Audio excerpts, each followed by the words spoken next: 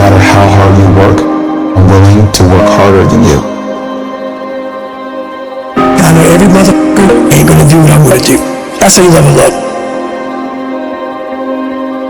Stop being average when your potential is crying to come outside and be more than that. No one will outwork me. No one.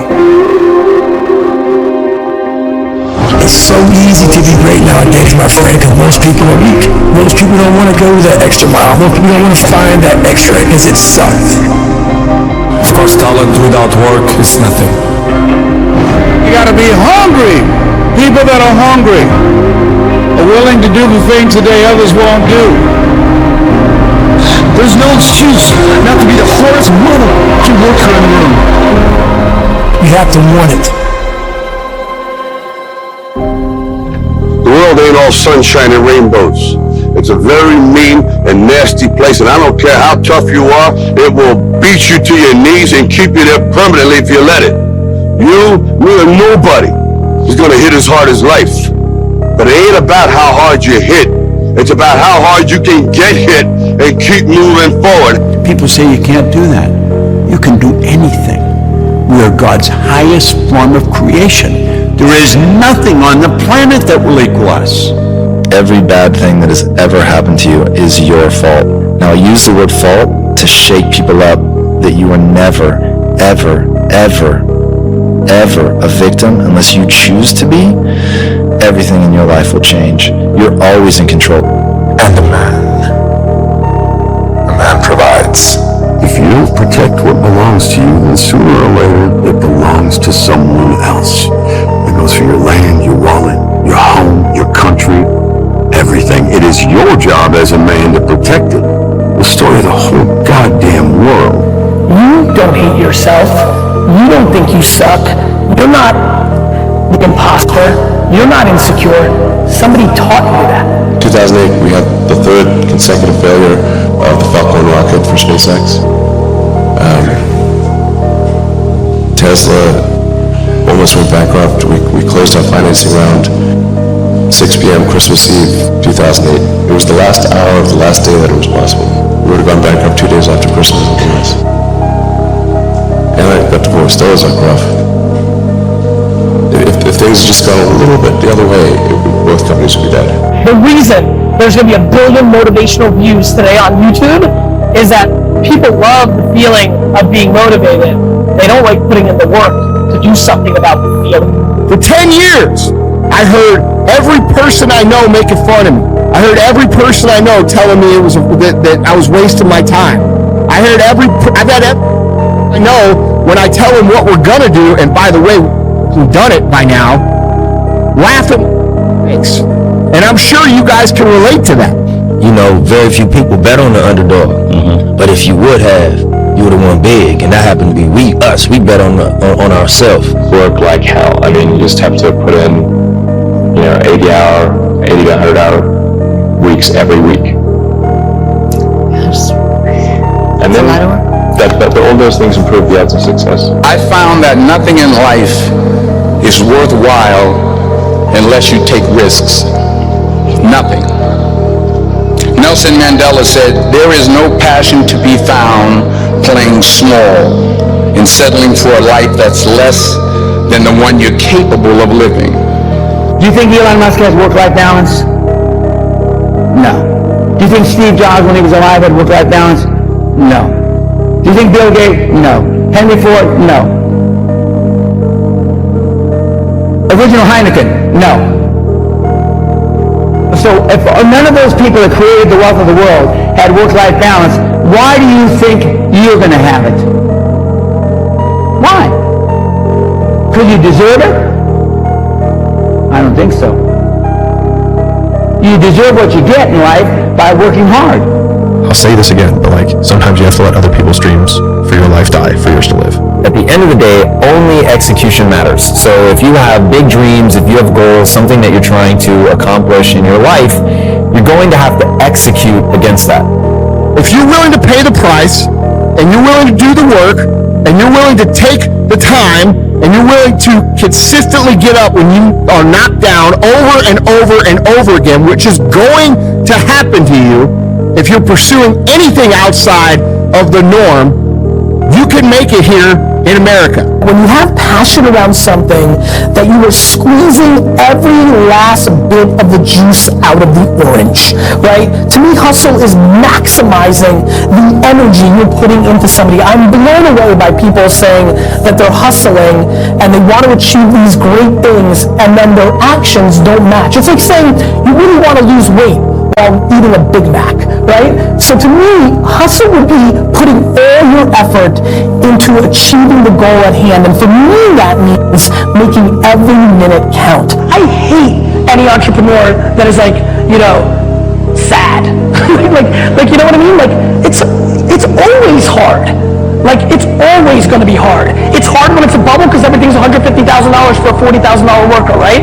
It's hard when it blows because there's no money and nobody's buying and nobody's believing.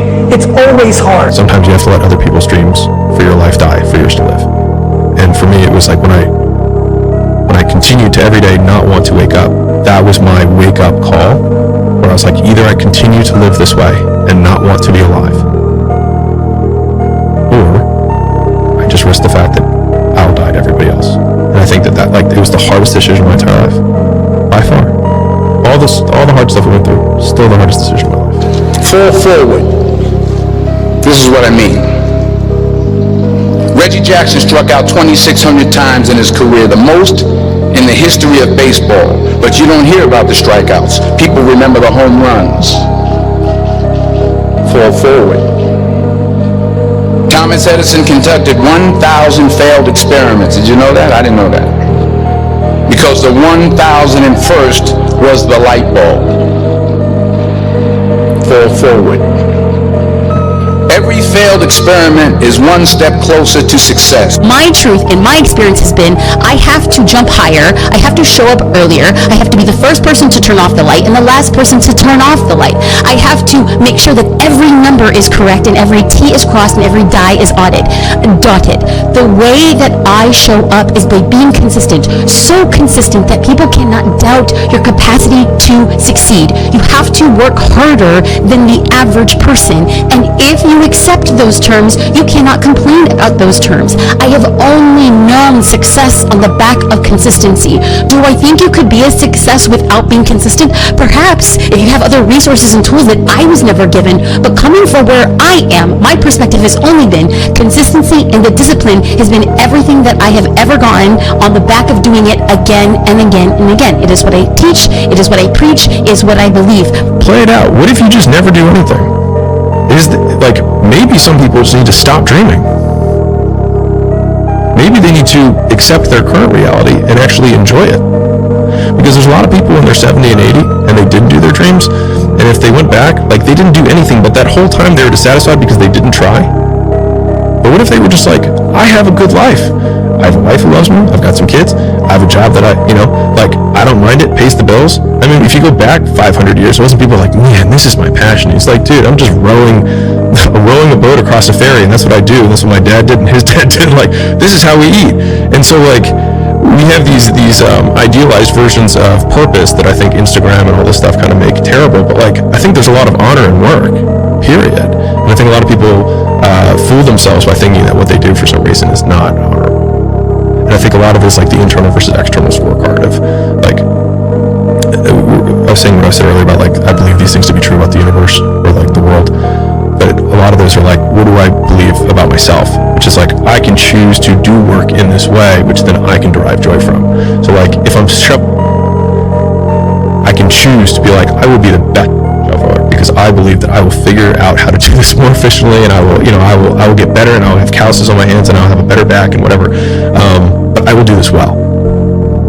And I think you can find joy in work if you decide to do it well. So, on one hand, if your dream causes you so much pain, then you will quit what you're doing and do it. And if it doesn't cause you enough pain that you're not pursuing it, or that you don't if you don't feel like you're in a cage right now, then maybe you're not in a cage, and maybe you just need to like the life you have, and that's cool too. But do you have the guts to fail? Here's my second point about failure. If you don't fail, you're not even trying. I'll say it again. If If you don't fail, you're not even trying. My wife told me this great expression. To get something you never had, you have to do something you never did. Les Brown's a motivational speaker. He made an analogy about this. He says, imagine you're on your deathbed, and standing around your deathbed are the ghosts representing your unfulfilled potential. The ghost of the ideas you never acted on. The ghost of the talents you didn't use. And they're standing around your bed, angry, disappointed, and upset. They say, we came to you because you could have brought us to life, they say. And now we have to go to the grave together. So I ask you today, how many ghosts are going to be around your bed when your time comes? If you didn't withdraw in fear from everything that life threw at you, who could you become? Thinking, overthinking, and when you overthink, usually you don't go to the positive. If you make all the right decisions, but you have, like, you absolutely think that it's impossible for you, but you still do the right things, you will win. Mediocrity always attacks excellence. You know, it's kind of a rule. No one's attacking a couch potato. But the moment you start to walk toward your dream, and you start to break habits, you start to change relationships that no longer serve that dream, you start to be talked about. Now, many people are afraid of failure, which really means that they're afraid of being ridiculed. But once you become aware that you're going to be ridiculed if you fail, and you're going to be talked about if you succeed, then you're able to put that aside. Because you know you're going to be talked about either no matter what, yeah. Or if you go for it and succeed, they'll say, oh, it was luck, you know, whatever they say about you. So once you get out of your mind or become aware that people are going to talk about you either way, then you go for it. You're alive, here you are, you got these problems to contend with, and if it's an impossible task, then how could you be anything but hopeless and desperate? But then you think, well, wait a second, how would things transform if I took this on as a voluntary adventure? You know, regardless of its scope, and the scope would include unjust suffering, death, and hell. And that's not just some religious or metaphysical vision. It's like, no, you're actually going to have to contend with that in your life, in whatever way those things make themselves manifest to you personally. That's coming, man. And so maybe you better get prepared. So you can't say you want to be successful. You can't say there's certain dreams and goals, there are things you want to have and things you want to be if you are still average. Success and average have absolutely nothing to do with each other. That's what I'm telling you. Your boss can't stand average. Your coach can't stand average. Your teacher can't stand average. Your spouse, listen to me, your mama might put up with it. Your daddy might put up with it. But listen to me very closely. Nobody really likes average. Some people have a problem for every solution. Some people don't believe that they can achieve at a high level. Some people are okay doing what average people do, doing just enough to get by. But that's not you. You have dreams, you have goals, you have aspirations, you have desires. And you are taking action to make all of your dreams a reality. If you practice forthright and voluntary exposure to that which terrifies and dismays you, it transforms you. Much of the biochemistry of motivation and emotion is transformed when you take a stressor which could be oppressive and paralyze you and cause you to withdraw, and you reverse that and you decide to advance.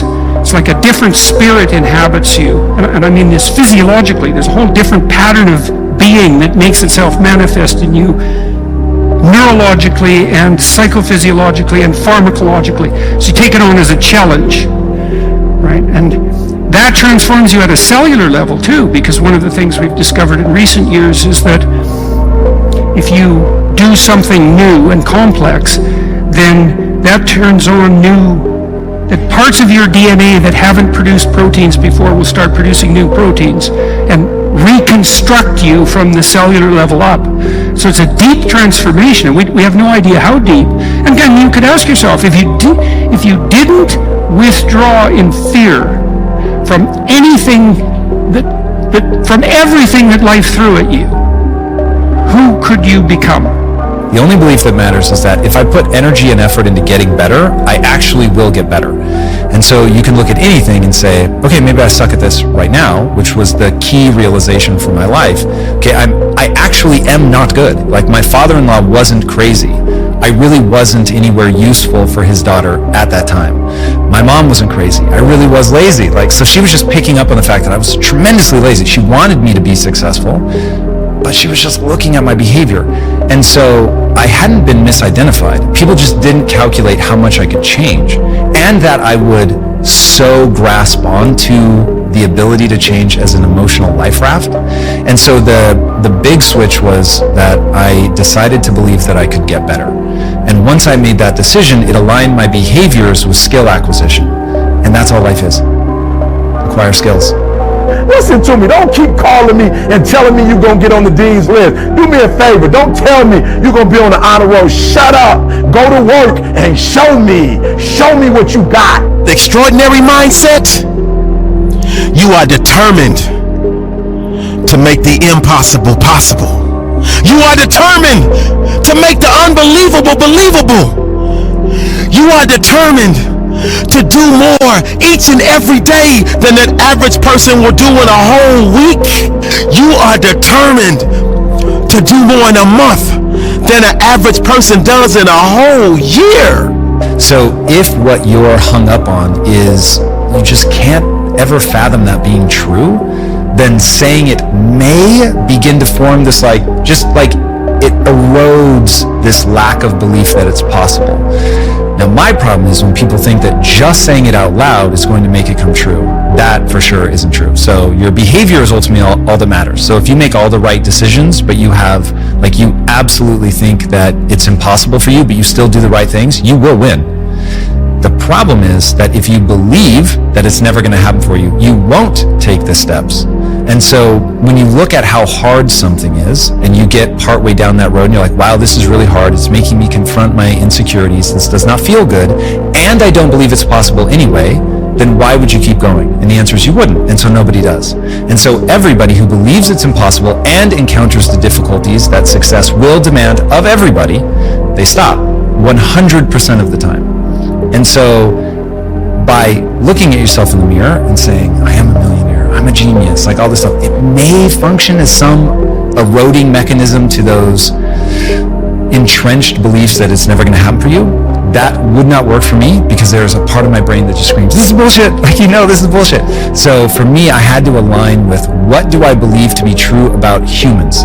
I needed to accept that I was average. That was a huge moment for me because I tried to believe I was special, and either luck of the draw or the fact that I really am average, I've always been around a substantial number of people that are smarter than me. Literally every niche I tried to find, I would always run into somebody better than me. And it was devastating. Breakthrough for me was to accept that I was hopelessly average and that was still going to allow me to be successful. And so you might say, well, if you could really face up to what you need to face up to, not only could you turn yourself into someone that could bear the catastrophe of life and exposure to hell, but maybe you could turn yourself into someone who would still do good even while facing those things. Are you hearing me? I'm allergic to average. And the problem with a lot of you is you're not allergic to average, all right? You got to do me a huge favor, man. You lying to yourself. On one point, you said you want to be great. You want to do great things. You want to have greatness. You want to be great. Listen to it. But on the other hand, for real, you comfortable with average. And I told you, listen to me. I don't care what side of the railroad track you were born on. I don't care if you were fluent. I don't care if you privileged. I don't care if you grew up in poverty, with the father, without a father, with a mom, without adopted. I don't care. Listen to me. The reason why I'm telling you that I'm allergic to average is not personal. E.T. is allergic to it because success is allergic to average. Are you hearing what I'm telling you? Success and average don't have nothing to do with each other. If the people in your circle are average, we don't do average. We won't do average. I need you to have a CEO mindset. Champion energy only. Some of y'all, you lying to yourself. You say you want to be great. You say you want to get to the next level. You say you want to be dominant on that field. You say you want to go to the Final Four. You say you want to be a national champion. Listen to me. You say you want a promotion. You say you want to start your own business. But listen to me very closely. You talk too much. Shut up, get in the lab, and let's go to work. Life. How beautiful it is. How amazing it is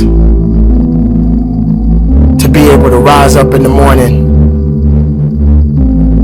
and have that sun shine on your face rather than on your grave. Ever tried? Ever failed? No matter. Try again. Fail again. Fail better. Get bored of our childhood. Rush to grow up and long to be children again. That we lose our health to make money and then lose our money to restore our health. That by thinking anxiously about the future, we forget the present. Such that we live in neither the present nor the future. You already in pain. Get a reward for it. Like you already in pain. So at the end of the day, everything is already messed up. So why would you go through all that pain and not get something for it? People tend to think that they're happy because they achieve goals, and that's not true. What's true, because as soon as you achieve a goal, then you have a problem, which is what's the next goal. And that's actually a big problem. You encounter that as soon as you graduate from university, for example. If you are a toddler, you have diaper problems. If you become an adolescent, you have hormonal problems. If you become middle-age is a crisis. If you become old, it's horrible. Tell me which part of your life is good. Don't make everything into a problem. These are different stages of life. You can either ride that and enjoy it or be crushed by the same thing. This is the process of life. Physical life is a natural cycle. So when something is rolling, you can either ride it and enjoy it, or you can be crushed by it. It's not about what happens to us, because things are gonna happen. How are you gonna separate yourself from everybody else? And I always thought, anytime it got really incredibly hard, I would think about all the people quitting right now and how they're gonna feel in a few years, hopefully if we're alive, that they're just gonna say, man, what if I hadn't have given up? What if I would have kept going? Don't say what if. Please, please, please, please, please. Don't have the what ifs down the road. You keep going now, and I'm telling you, you'll be in a better place than you would be if you quit. Here's the game. Imagine you were taking care of yourself like someone you cared for. So imagine someone you care for and pretend that's you. Maybe it's a son or a daughter or a friend. Now imagine 5 years down the road. You can have what you want and need. You can be who you are, but you have to figure out what it is. What is it? What do you want? What do you need? It is beautiful because whatever you have that you may be facing, what you may be dealing with, life is still good. Life has so many moving parts, but life is always good. Every day is a new day and another opportunity that others may not have. I have an insane belief in my own ability to manifest things. Insane belief. I think it's ultimately complete sanity. I believe we're creators, and I believe we create with every thought and every word. Every moment is pregnant with the next moment of your life. We all start out with a false belief about ourselves, with some untrue thing that we believe walking through our lives. I'm not worthy, I'm not lovable, I'm gonna fail. Whatever your basic mistaken belief about yourself is, you form a personality around. You know, It's the grain of sand in the oyster, so I form characters that way a lot of times. I'll ask myself, what's the speck of sand? Man, my grandmother died at 93, and a month later, my other grandmother died at 90. I didn't realize how quick life was. I'm like, yo, my grandmother was 93. I spent 51 years with both of them. They're gone. It's over. I will never be able to talk to my grandmother again. And I'm next. So because life is short, I don't have time to focus on what's not. I've got to focus on what is, then get up and go get it. And for me, it's like, guys, some of you in this room have opportunities that I don't have. Some of you in this room have connections or network I don't have. And I'm killing the game and you're not. So I need you to understand where you are. America's not perfect. I don't know if there's a place on planet Earth that is. So we're not looking for perfect, but we are looking for opportunity. And we have it. So it's like, yo, say it, because I need you to understand what you have. And then I need you to appreciate what you have. And then I need you to go after everything that's got your name on it. Now on this journey of life, you're going to face a significant amount of circumstances, a significant amount of challenges. You're going to fall into areas that you cannot understand. And maybe it's not in the position for you to understand at that moment. Now, when you start to feel that you are in a position that you don't love your life, then shame on you, because your life is a beautiful thing. There are going to be so many different things that you will embark on. There are going to be so many different things that's going to try to slow you down. There are going to be so many different challenges that you must face. But instead of running away from the challenge, run towards the challenge. Be able to understand that life has meaning. It has reason. And all of these things that you may be thinking that is so hard on you, just remember, sometimes you're going to have to go through these changes, these circumstances that put you in a position to make you feel that you're not worthy anymore. But make no mistake, you are worthy. You were created for something. You wasn't created for nothing. Life has a gift of giving. I don't even want it to be easy. Everybody would get a PhD if it was easy to get a PhD. Then it wouldn't be valuable if you could just open up the door. So I tell people, like, look at the tragedies and say, yo, you thought well enough for me to come at me? Batman, you trained in the dark. Man, I was born in the dark. This is what I do. Cut all the lights off if you want to. You're not gonna stop me because you got all the lights. Like, this is where I thrive. And I'm saying, if you're a real human, because we are a little different than some of the other things that were created. We have a will. There's some things that we have. I'm like, activate it instead of crying and quitting and giving up. Again, we're going to go through pain. All of us won't get a reward from it.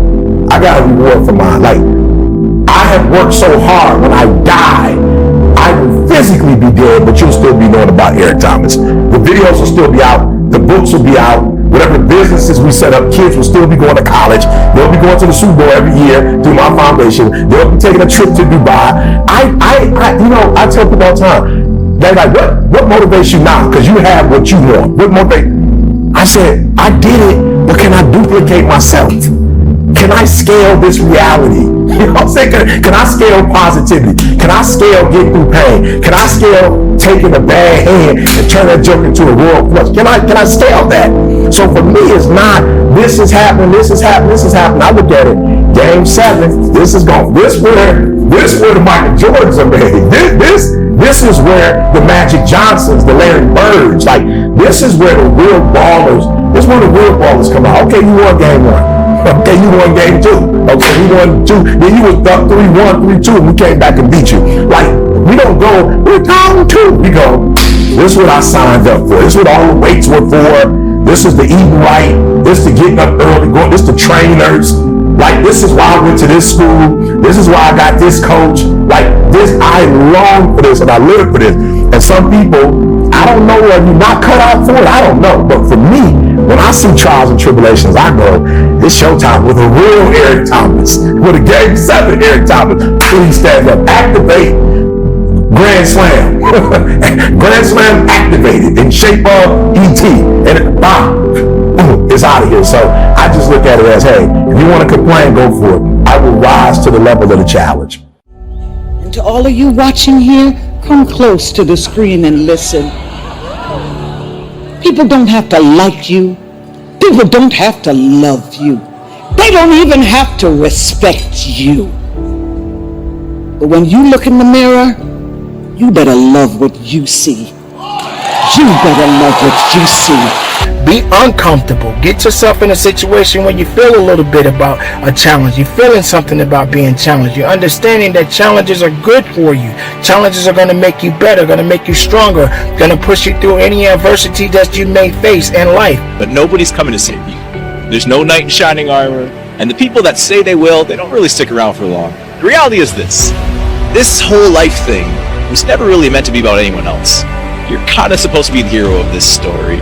Even if you feel weak right now, even if you feel alone, you feel down, you feel like you can't do it, you can.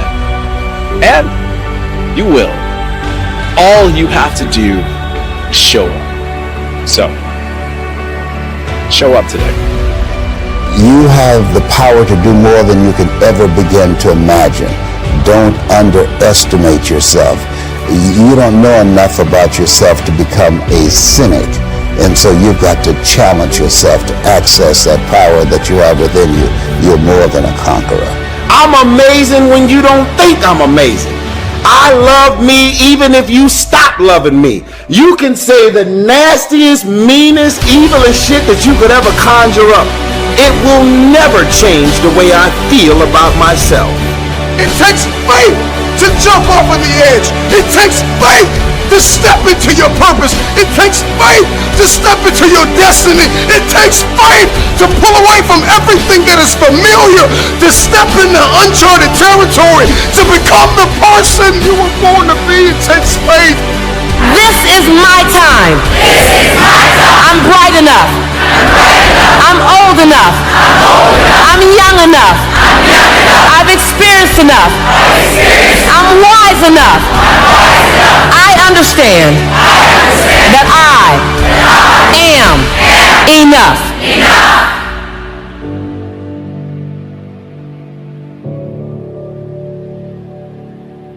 Self-discipline is self-love. If you want to be happy, you have to love yourself. I love me independent of anything that anybody could ever say. Has nothing to do with being arrogant or egotistical. It's just a matter of knowing and being aware of self-worth. I love you. If you make it to the end of this video, I want you to write, self-love is the cure to self-hate. Self-love is the cure to self-hate. You matter, right? There's always going to be somebody that cares about you. And you're a good person. No matter what people say, you matter. I love me. So the day that you decide to stop loving me, I'm not going to love myself any less. I believe in me. If you stop believing in me, I'm not going to believe in myself any less. You know, as crazy as it sounds, one decision can completely change your life. So what are you waiting for? I wouldn't change what happened. And that's the God's honest truth. If any one of you had a superhero ability where you could send me back in time and give me a do-over, I wouldn't accept it. I would gladly relive everything I have been through, provided I had this outcome. Because who I am now and what I offer the world, I wouldn't want to give that up to avoid going through those dark days or the pain I went through. I think it was all worth it to turn me into who I am now. I think we look down now to 16-year-olds and say, where are you going to go to college? What are you going to do for the rest of your life? And it's like, they're not fully baked yet. How do they know? Give them a break. Just say, look, I think after high school, Take a year off. Take 2 years off. Join the Peace Corps. Travel. Go figure things out. Or just enjoy yourself.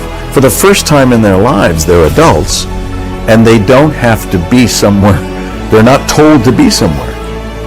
Like I tell people all the time, we all got to go through something to get something that we want in life. Things may not always go the way you want it to go, but I promise you, if you continue to focus on the positive rather than the negatives, you will be all right. It's tough sometimes. It gets tough every day, but we got to make it. No matter what it is, no matter what you're going through, just think about it for a second. Somebody did not wake up this morning, but you did. I always say this to people often. You are above ground. Why are you above ground? Because there's purpose within you. There's purpose for you. There's opportunity for you. You feel like you're missing out on all the fun. Me too. Everyone else has more friends. Everyone else does the fun stuff on the weekends. Everyone else gets all the attention. We're missing out on a lot, and it doesn't end there. We're missing out on the endless search for acceptance from an empty source. Missing out on the constant need to mask the reality of who we are.